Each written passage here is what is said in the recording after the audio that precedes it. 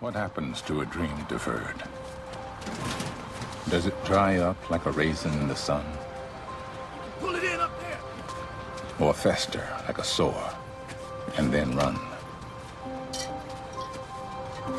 Does it stink like rotten meat? Or crust and sugar over like a syrupy sweet? Maybe it just sags like a heavy load. Or does it explode?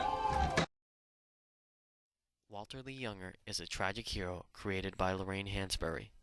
Walter dreams big, gambles big, wants to live big, and selflessly does so on behalf of his family.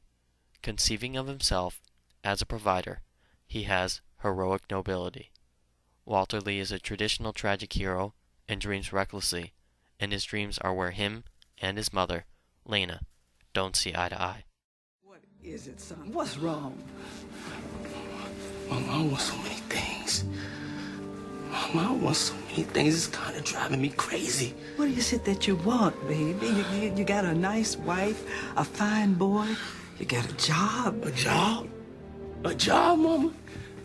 Mama, I've been in closed car doors all day. I drive a man around that looks right through me.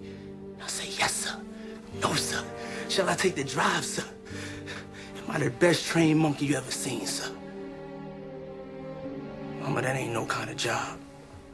That ain't nothing. Why do I even think you gonna understand me? Understand what, baby? Lena Younger's way of thought comes from her being raised in the South, at the turn of the century. Growing up during that time period leaves Lena dumbfounded by her son's aspirations. In my time, if we could make it to the North without being lynched and still have a shred of dignity, too, that was enough. But now here come you and Benita, y'all talking about things that just go right past me. Now, you my children, but sometimes y'all might as well be strangers. Mama, you don't understand. You probably never will. Lena's youth was filled with discrimination, and although it didn't affect her self-esteem, as evident in her purchasing a house in a white neighborhood, her youth did affect her outlook on life. Lena is happy where she is, but the same cannot most certainly be said for Walter. You the one always telling me to see life just the way it is? Well, I figured it out. Life just the way it is. He who gets and who don't get. See, Mama, life is divided up between the takers and the tooken. And some of us always getting tooken. Walter Lee's dream is enhanced by several factors, one being his manliness. Walter believes in himself, and it strengthens his view of the American dream. Man, I'm a volcano. I'm a giant surrounded by ants. Ants can't even understand what a giant's talking about. Walter, ain't you with nobody? Hell no. Because ain't nobody with me. Not even my own mother. Walter, however, does not idol his father, who was a man from a different generation. Walter sees his father's sacrifice as nothing more but the check he left behind. Walter's father never dreamed like his son does. Lena wants Walter to be a self-sacrificing man, like her husband. He look at the rug and he look at me. Red showing in his eyes, veins moving in his head. I seen him grow thin and old before he was 40, working and working and working like somebody's old horse, killing himself. Walter sees role models in the white men he sees every day on the job, a symbol of the American dream, something he believes he can obtain.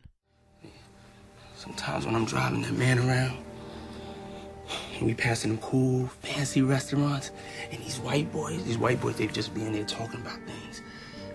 Important things. They closing $1 million deals, I know they are. And Mama, these white boys, they don't look much older than me. Walter does not associate his American dream with just the white role models he sees. Walter genuinely believes he can do what they do, and he deserves what they have. He so strongly believes this that he is convinced he is in their class. Hey, your old man's about to buy that big hotel over there on the drive. Mm-hmm. That's a shrewd move. So your old man's like me. He Thinks big. Bet you got some of that in you. Like father, like son. Maybe we get together sometime and have a couple of beers and talk some business. I don't think so, Walter. Walter Lee's American dream is not taken lightly. He knows that failure is a vital part of the American success story.